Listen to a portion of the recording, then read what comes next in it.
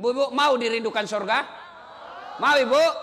Oh, istri saya ngomong gini, jangankan dirindukan surga Ustadz, dirindukan suami saja saya sudah senang. Ini surga rindu kepada ibu. Mau ibu? Nih syaratnya 4 kata Nabi. 4 aja syaratnya. 1, aqimis shalah. Dirikan sholat. Kenapa Nabi mengkhususkan sholat ini kepada kaum perempuan? Karena setelah pelajari, memang paling banyak perempuan melalaikan sholat dalam kondisi-kondisi tertentu. Apa itu? 1, pesta pengantin. Banyak sekali perempuan tidak sholat gara-gara pesta. Kok bisa Ustadz? Nih mukanya dikira tembok. Coklat, biru, abu-abu, krem. Alisnya dicukur. Bukan dicukur, dicabut. Akhirnya, lebih tebal di sini dari sini. Dicukur lagi sini. Habis. Jangan ketawa, saya serius ini bu. Bu, yang sudah TV salisnya. Itu Nabi jelaskan laknat Allah mereka yang mencabut dan mencukur alisnya. Anda usah lihat temanmu. Ayo, nih banyak nih. Sekarang perempuan banyak palsu. Bulu mata panjang palsu. Bibir merah palsu. Mata biru palsu. Bibir merah palsu. Pipi biru palsu. Pantat gabus. Ayo, kapan lagi kondisi perempuan banyak ndak sholat? Setelah make up. Ini kan ibu-ibu nih yang tebal-tebal make upnya. Dengar ini bu. Kalau sudah masuk waktu sholat, dia pergi wudhu. Tapi karena dia sayang ini bedaknya, maka wudhunya cuma begini. Beleng-beleng. Kan dia takut ini. Ibu, dengar. Kalau ibu pakai make up tebal dan ibu wudhu tidak tersentuh kulit pipinya, tidak sah wudhu. Wudhu tidak sah, otomatis tidak sah sholatnya. Maka kalau ibu pakai make up, kasih dulu tisu basah. Lepaskan semua. 200.000 Ustaz. Sudah baru wudhu. Jadi bagaimana caranya Ustaz supaya kita make up wudhu? Tetap sholat. Wudhu dulu ibu. Sudah wudhu, baru make up. Setelah itu tahan kentut. Biar ibu sudah wudhu, kentut batal. Dia bilang kalau lepas Ustaz, tidak habis, tetap batal.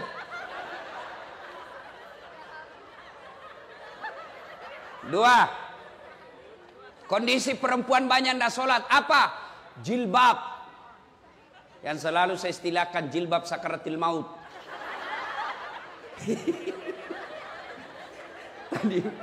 Tadi pagi saya di mana ya ceramah itu, di Bekasi kayaknya.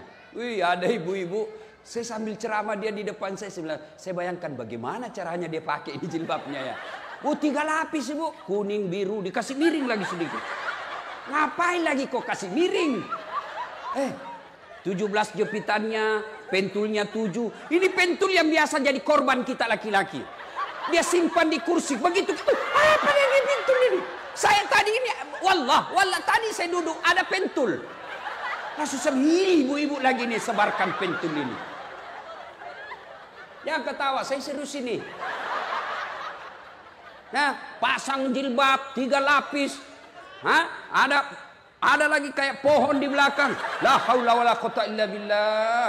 Bajunya sempit, roknya sempit. Dia bilang suaminya, buru-buru ibu, ketinggalan, tunggu sedikit bang. Beleng-beleng. Apa yang begini? Ibu-ibu katanya perempuan hijrah. Kok jilbabnya masih sempit? Jalannya repot. Coba kalau jilbabnya legulo. Lari. Ya. 1, 2. Gara-gara pakaian. Saya begitu terharu melihat ada perempuan tokoh masyarakat. Suaminya pejabat. Kaya pula. Bangsawan. Cantik. Ke pesta pengantin. Jilbabnya sekedarnya, maka dia akan menjadi contoh teladan buat ibu-ibu yang lain. Begitu dia lewat, semua orang kagum. Wih, kaya lo tuh. Paling kaya itu di komplek. Wih, iya kak, iya. Wih, bajunya sederhana ya. Orang cerita baik. Ini pengangguran, ngontrak-ngontrak, rumah kehujanan, banjir pula. Kalau pergi pengantin kayak dia paling kaya. Selesai acara ini Bu, yuk evaluasi jilbabnya. Ya, jangan lagi pakai jilbab yang repot. Coba kalau ibu pakai jilbab yang segitiga saja, kasih peniti, selesai. Makanya istri saya itu saya kasih tahu, kalau kau lama pakaian, saya mau pergi pengantin, goodbye. Repot kami, sudah kau dibelikan mobil, dibelikan bensin, sedangkan sopir, kau suruh lagi kita menunggu. Jangan ketawa, serius saya ini Bu. Ini ibu-ibu ini banyak menyiksa suaminya. Suaminya sudah mondar, sudah 10 menit lagi. Sudah, tunggu Pak, kau buru-buru terus ini, salah kita punya benda. Gara-gara ibu nih, gara-gara jilbab. 1, 3. Kapan lagi perempuan banyak ndak sholat? Selesai haid. 5 hari ndak sholat. Kenyamanan 5 hari. Dia tambal 1 hari. Bu, kata suaminya, biasanya kau ndak sholat 5 hari aja kau haid. Ini kok sudah 6 hari belum sholat. Belum bersih Pak. Masih ada sedikit-sedikit. Kata suaminya, kau bohong ya? Apa bohong? Saya kasih lihat. Mau dikasih lihat silakan. 4. Kondisi apa lagi perempuan banyak ndak sholat? Apa? Selesai melahirkan. Apa namanya Bu? Nifas. Ndak harus 40 hari. Ada yang bersih 15 hari. Ada yang bersih 30 hari, ada juga 40 hari, bahkan ada yang lebih. Sampai karena pahamnya salah, tidak paham agama, begitu dia melahirkan, suruh suaminya beli. Kau pergi beli mie bungkus, mie rebus, 40 bungkus. 1 hari 1 ya, begitu habis bersih. Tidak harus 40 hari. Kalau ibu bersih 30 hari, bersihnya pada saat itu mulai sholat. Ibu misalnya haid atau nifas, jam 8 malam, ibu merasa sudah bersih. Ke toilet, rasanya sudah bersih. Maka ibu sudah wajib mulai sholat isya. Bu, saya yakin ibu semua sholat. Ya, saya yakin ibu semua sholat. Cuma yang jadi masalah, sholatnya tidak bisa khusyuk. Padahal Allah sudah jelaskan, qad aflahal mu'minun. Beruntunglah orang-orang mukmin. Siapa orang mukmin beruntung? Alladzina hum fi salatihim khashi'un. Mereka yang khusyuk dalam salatnya. Kita 30 tahun salat tapi tetap gosip. Kita 30 tahun salat tapi tidak bisa lepas dari riba. Kita 30 tahun salat tapi suka durhaka sama suami. Kok ada apa? Padahal salat menjelaskan, mencegah kita dari perbuatan keji dan mungkar. Saya 30 tahun salat Ustaz, kok tidak mau berhenti gosip? Berarti ada masalah dengan sholat ibu. Tidak mungkin Allah jelaskan inna sholata tanha anil fasai wal munkar. Sholat itu mencegah kalian dari perbuatan mungkar. Kalau memang ibu lakukan sholat dengan sebaik-baiknya. Sayang 1000 sayang, ibu sholat tapi sholat ingat duit. Allahu Akbar. Tadi 100.000. Beli bensin 50.000. Beli kuota 30.000. Mana 20.000 ya? Allahu Akbar. Suami, di mana aku simpannya? Allah. Begitu assalamualaikum. Oh, di bawah sadel motor. Selama dia sholat. Ayo. Ya ibu. Maka kalau begitu Ustaz, bagaimana supaya bisa khusyuk? Al-Quran menginformasikan. Minimal ada 3 cara supaya ibu bisa khusyuk. 1, sempurnakan wudhu. Terutama kalau musim hujan. Utama subuh, dingin, biasa kita tidak sempurna wudhu. Kapan ini kita wudhu tidak sempurna? Pada saat bagaimana? 1, pada saat membasuh rambut. Ibu-ibu karena dari pesta, mau lambut lagi pestanya jam 10 malam, takut rusak rambutnya, maka wudhunya cuma begini. Ibu lebih betul ibu begini.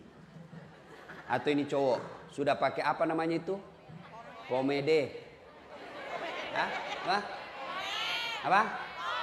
Itu. Sudah kan rambutnya anak-anak sekarang lain-lain. Ada sungainya, Bu. Ada got-gotnya, jalan kutu. Dia sudah kasih model rambutnya. Dia takut rusak. Maka kalau dia wudhu dia cuma begini. Bos, salah. Lebih betul kalian wudhu begini. Ini rambut. Kalau ini jidat. Kapan lagi kita banyak wudhu? Salah. Bukan salah. Tidak sunnah. Apa? Quran menjelaskan. Wudhu membasuh dari jari ke siku. Tapi apa yang kita praktekkan? Dari siku ke jari. Ya toh? Nah, apalagi yang banyak kita keliru. Membasuh kaki. Sunnahnya jari-jari tangan. Masuk ke jari-jari kaki. Lalu lipat ke belakang. Tapi apa yang kita praktekkan? Iya, berapa itu jaketmu? Itu setan masuk dari situ. Jangan ketawa, saya serius ini. Dikasih cara malah diketawain kita. Ya, sempurnakan wudhu. Yang kedua, pada saat kalian sholat, pakailah pakaian yang indah. Maka ibu kalau bukan pegawai negeri yang tiap hari ke kantor, cuma di rumah, begitu mau sholat, ganti pakaian. Yang jadi masalah itu juga kita pakai pergi mencuci, dipakai masuk toilet, pergi ke pasar, pakai tidur ngiler, pakai lagi menghadap kepada Allah. Maka ibu kalau mau sholat, pakai pakaian yang indah. Itu perintah Quran surah Al-Jumu'ah. Kalau perlu sunnah pakai parfum. Nggak punya parfum Ustaz, pakai pengharum setrika. Apa namanya Bu? Nah iya itu. Pakai. Dan yang ketiga cara bisa khusyuk. Bayangkan kalau itu sholat adalah sholat kita yang terakhir. Tapi menurut ulama bagaimana cara supaya bisa khusyuk? Satu. Ketika sholat jangan terlalu banyak gerak. Biasanya kita sholat kan banyak sekali gerakannya. Allahu Akbar.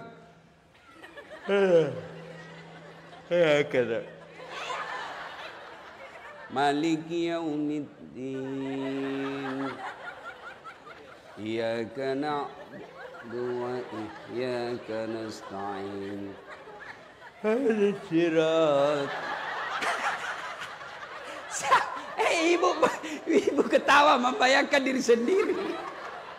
Sholat Allahu Akbar.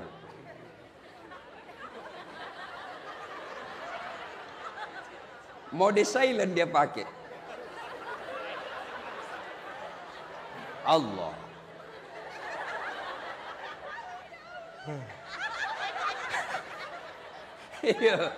Nah, selesai acara ini, yuk koreksi sholatnya. Sudah sesuai enggak yang diajarkan Nabi? Yang kedua, yang diajarkan ulama, jangan banyak gerak. Apalagi usahakan yang ibu baca paham. Salah satu bacaan yang wajib dibaca ketika sholat Al-Fatihah. Ada yang hafal Al-Fatihah dengan terjemahannya? Ada? Saya kasih hadiah. Ayo Bu, siapa? Siapa yang hafal? Saya kasih hadiah. Ayo, yuk, mana? Hadiah.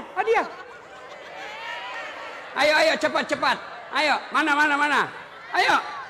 Sini. Sini, cepat. Mana? Ayo, hadiah 2 lembar.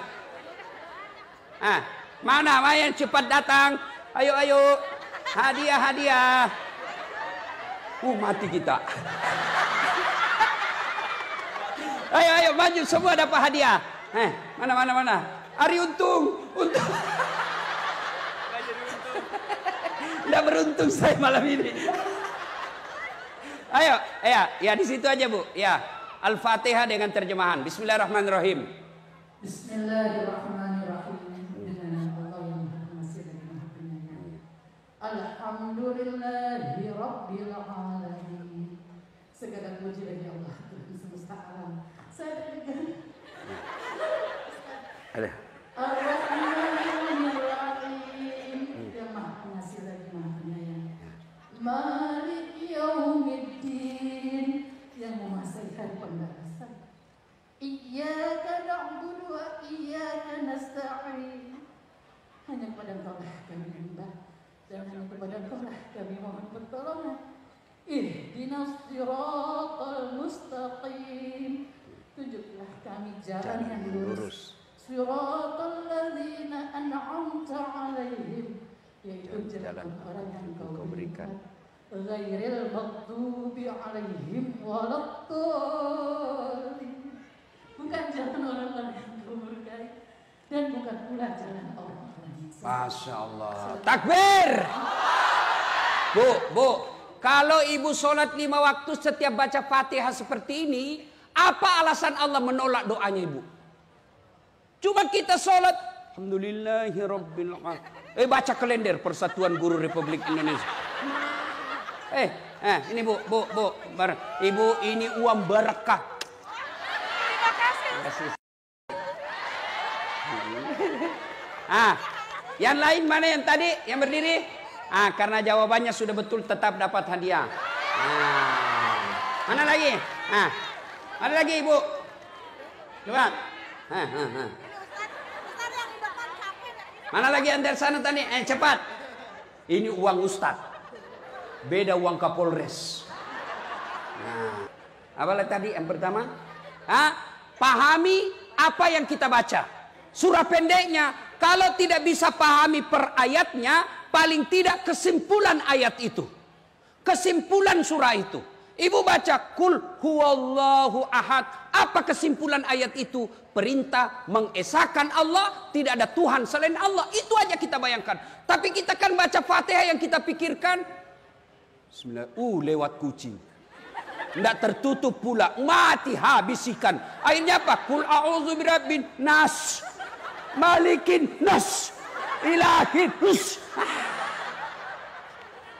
Ayo, berikutnya, sholat jangan banyak gerak.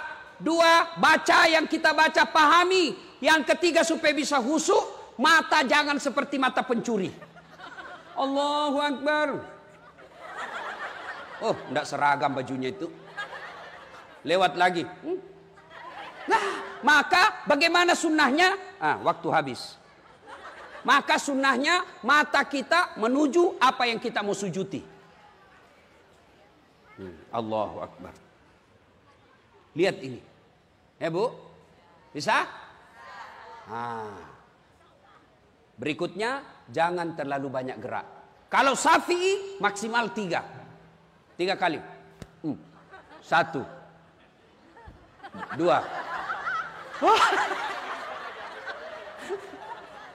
Ya, 1, mau dirindukan surga, dirikan sholat. Yang kedua, wasyamu Ramadan, berpuasa di bulan suci Ramadan. Saya yakin ibu semua puasa Ramadan. Maka karena waktu terbatas. Yang ketiga, menjaga harga diri. Bagaimana cara perempuan menjaga harga diri? Tolong berpakaian yang islami. Mana pakaian yang islami? Bukan sekedar tutup aurat. Yang kedua, jangan mempertontonkan lekuk-lekuk tubuh. Banyak perempuan sekarang pakai jilbab tapi sempit. Kalian menyiksa kami laki-laki. Kalau ibu pakaian sempit, nih. Sama kan? Apa bedanya? Sama lekuk-lekuknya. Apalagi ibu pakai coklat. Sama kulit itu. Kami laki-laki yang tersiksa. Dilihat. Dosa? Tidak dilihat. Barang bagus. Maka ibu tolong berpakaian yang islami. Jangan mempertontonkan lekuk-lekuk tubuh. Yang ketiga, cara menjaga harga diri seorang perempuan. Jangan pernah keluar rumah tanpa izin suami. Pak, saya mau pergi pengajian. Pengajiannya baik, tapi pasca setelah pengajiannya salah. Sudah pengajian, suaminya belum pulang. WhatsApp di grup. Yuk, ketemu di PI. Pergilah ke Plaza Indonesia. Sudah itu, suami kita kan belum pulang. Lanjut nonton deh. Nonton lagi. Sampai sore. Padahal isinya pengajian 1 jam. Ibu pengajian baik. Tapi karena mengkhianati perjanjian pergi pengajian, akhirnya ibu lebih banyak dosanya daripada pengajiannya. Dan yang keempat, wanita yang dirindukan surga adalah menaati perintah suami. Ini agak berat. 1, 2, 3 gampang. Tapi ini yang perintah suami yang sulit. Bu, mau masuk surga? Mau masuk surga? Taati perintah suami. Bu mau tahu? Ada 4 perempuan menjadi penghuni api neraka. 4 perempuan, jenis perempuan penghuni api neraka. Siapa mereka? 1, mereka yang suka maki-maki suaminya. Dengerin ibu. Ibu marah, boleh. Marah sama suami, manusiawi. Bang, tak kusangka kau begini bang. Kutinggalkan orang tua di Jawa. Saya datang ke Jakarta ini ngikut sama kamu bang. Kok tega-teganya kau sembunyikan duitmu. Boleh marah seperti itu. Tapi yang tidak boleh maki-maki suami. Memang kau goblok. Sama aja bapakmu. Tahu begini cilaka kau. Ibu masuk neraka. Dia ketawa. Saya serius. Marah sama suami boleh. Tapi tidak boleh maki-maki apa sampai melibatkan orang tuanya. Memang kau goblok. Suami macam apa kamu. Sudah gendut. Malas kuat makan. Sama aja bapakmu. Pulang kampung kau goblok. Ibu biar sholat. Penghuni api neraka. Kalau ibu marah sama suami, marah sambil berdoa. Saya tidak sangka kau begitu bang. Saya doakan kau menjadi penghuni surga. Saya doakan kau menjadi lebih soleh. Ya Allah perbaiki suamiku. Tidak kusangka dia begini. Tapi dialah jodohku ya Allah. Jangan pisahkan aku dengannya. Boleh marah seperti itu. Ini marah-marah sampai maki-maki. Sampai ada kawan saya cerita ibu. Istrinya marah-marah. Mati akal sudah di suaminya. Dibujuknya tidak mau berhenti marah. Akhirnya apa? Dia buka bajunya suaminya. Karena suaminya besar perutnya. Lalu dia buka, dikasih angkat. Boleh bapak-bapak coba itu. Kalau istri ini tidak mau berhenti marah. Bapak buka baju. Cabut ketek di depannya. Kalau dia masih marah berarti istri kita lagi kesurupan. Ibu ya. Nah ibu, masih ingat wanita dirindukan surga? Satu, sholat. Saya sudah sholat Ustadz, tambah sholat sunnah. Mulai besok jangan pernah tinggalkan satu hari tanpa sholat duha. Selesai sholat duha ibu minta kepada Allah supaya dunia ibu lebih baik. Maghrib masuk, selesai maghrib ibu tambah lagi dengan sholat taubat 6 rakaat. Tengah malam tidak bisa tidur, ibu lanjutkan dengan sholat hajat. Nih, adik-adik nih, yang cewek-cewek ahwat. Masih ada yang jomblo fisabilillah? Mana? Silakan daftar sama saya. Saya panitianya. Ini banyak jomblo-jomblo fisabilillah di sini. Ya, berikutnya sudah sholat, apalagi? Apa? Puasa Ramadan. Sudah Ramadan, tingkatkan dengan apa? Senin Kamis. Ibu-ibu yang mau menurunkan berat badan, coba amalkan Senin Kamis. Lagi puasa Ustadz, terbiasa sarapan, jam 8 makan. Apa itu? Bubur. Begitu habis 1 mangkok, saya puasa. Lanjutkan. Boleh, karena ibu lupa. Tengah hari terbiasa makan siang, makan lagi. Saya lupa. Lanjut. Benar, tetap sah. Siang-siang ada tetangga bawa lagi kue. Saya puasa. Lanjut. Itu rezeki. Benar. Yang penting betul-betul ibu lupa. Jangan pura-pura lupa. Sudah masuk 1. Pura-pura aja. Allah tahu. Puasa. Yang berikutnya, jaga harga diri. Berpakaianlah yang baik. Seorang wanita berpakaiannya jangan terlalu menarik. Ya. Dan yang keempat, taati perintah suami. Istri yang soleha itu 1, menenangkan hati suami ketika ada di rumah. Jadi kalau suami tidak betah di rumah, ciri-ciri ibu gagal menjadi istri. Bagaimana suami mau tenang di rumah? Ibu selalu periksa HP-nya. Ibu, kalau suami pulang, Assalamualaikum sayangku. Apa ibu tanya? Dari mana pak? Mestinya bukan dari mana. Pak, mau makan apa?